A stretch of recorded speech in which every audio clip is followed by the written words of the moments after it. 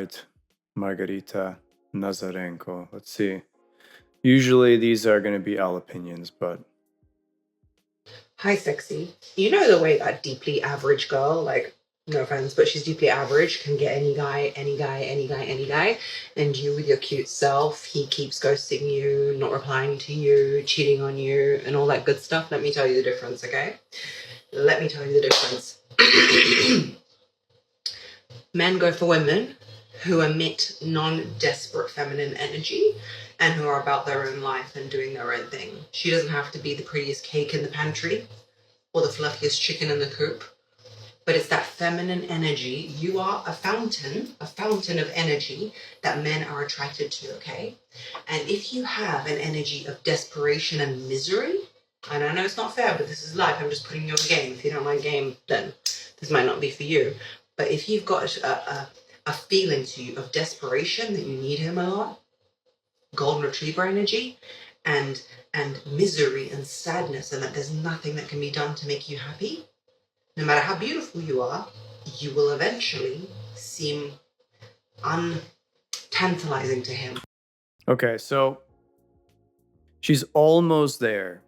So not bad. It's actually not a bad opinion overall. Almost there, not quite. So this idea of golden retriever, black cat, I'm sort of tired of this thing because people sort of reinvent their own definitions of what they feel it means. Okay?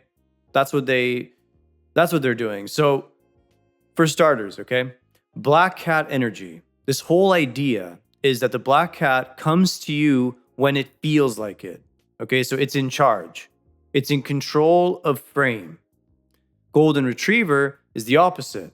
Golden retriever is always happy to see you, and it lets you control frame. In conventional human relationships between man and woman, the only way it works is when man is the black cat and the woman is the golden retriever. Okay? This is about dominance. The man needs to be the one leading the relationship, and the woman needs to fall into the man's frame. This particular arrangement is the healthiest overall. Okay?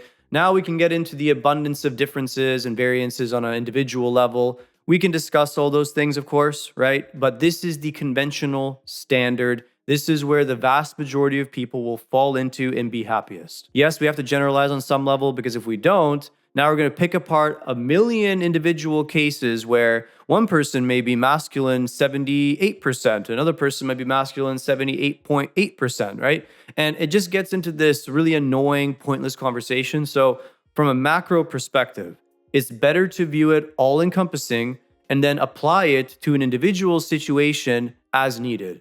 Okay, this is the most efficient way of doing this. So when it comes to this girl's take, she's almost there. The average girl is so much less likely to be masculine. And the main reason for this is because she's not given this constant stream of attention like the super attractive woman. The super attractive woman is constantly given reasons to empower herself, right? That empowerment of self is by definition a masculine thing. The reason it's masculine is because you're taking total control over your own destiny, right? That is a masculine quality, not feminine. Feminine nature is submission. So you're choosing to submit to somebody else, and now they have control over your destiny. Why is golden retriever energy feminine, and why is black cat energy masculine? Masculine controls the frame. They control the interaction. They come to you when they want to, not on your terms, okay? Golden retriever, submissive at all times. You walk in the house, it's wagging its tail, super happy to see you all the time. What a lot of people don't want to admit, especially to women these days, is that that's what men truly want. They want to walk into a home where their wife is just happy to see them. This is what gives them fulfillment. It is what it is.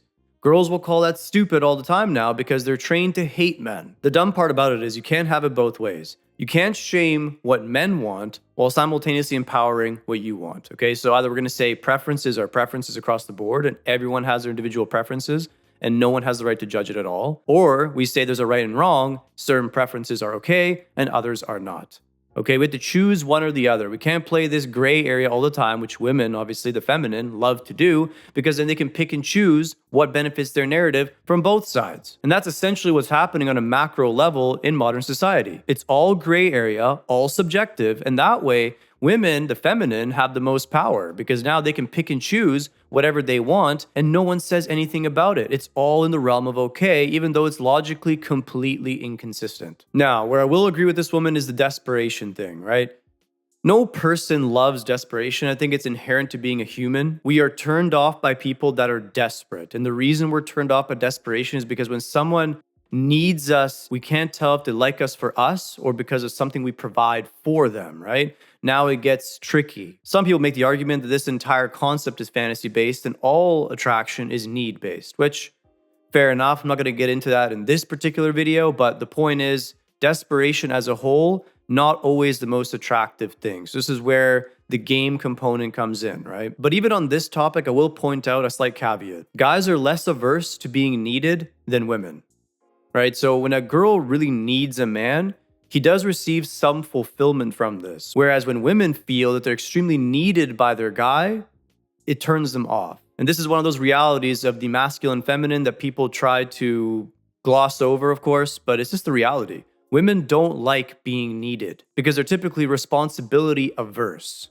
Okay, women don't like taking responsibility. They can, and they do in the business world and all these things, but they could choose a perfect world. The feminine hates responsibility. The opposite could be said about the masculine. The masculine loves responsibility because they love to be able to take charge, right? So the most masculine men, which you will realize, is they take on a lot of different responsibilities, okay? This is just that counterbalance that I talk about all the time, and a lot of people try to repaint this as it suits their narrative instead of looking at it objectively.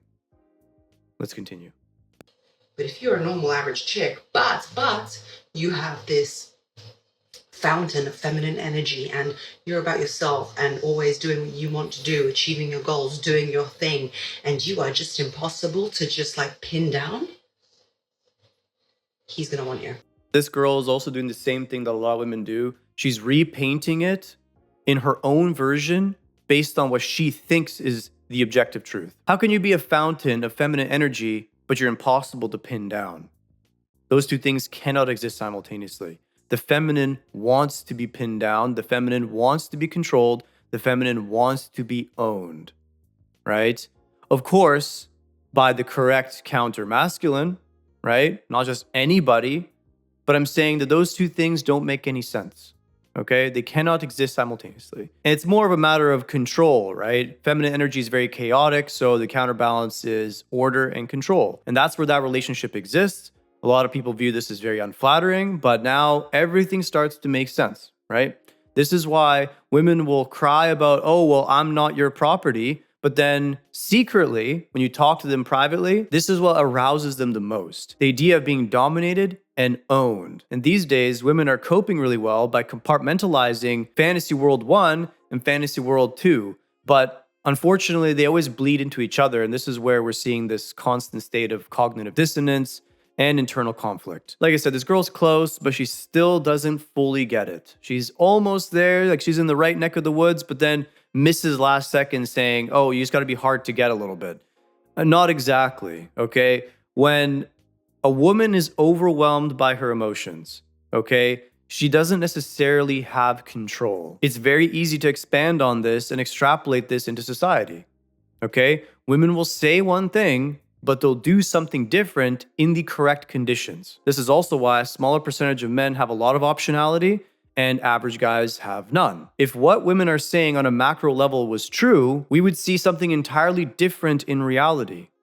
So the fact that there's such a discrepancy between what we're told and what's happening should tell you everything you need to know. If you like this video, like and subscribe. If you want to see more of my private content, don't forget to check the link in the description below.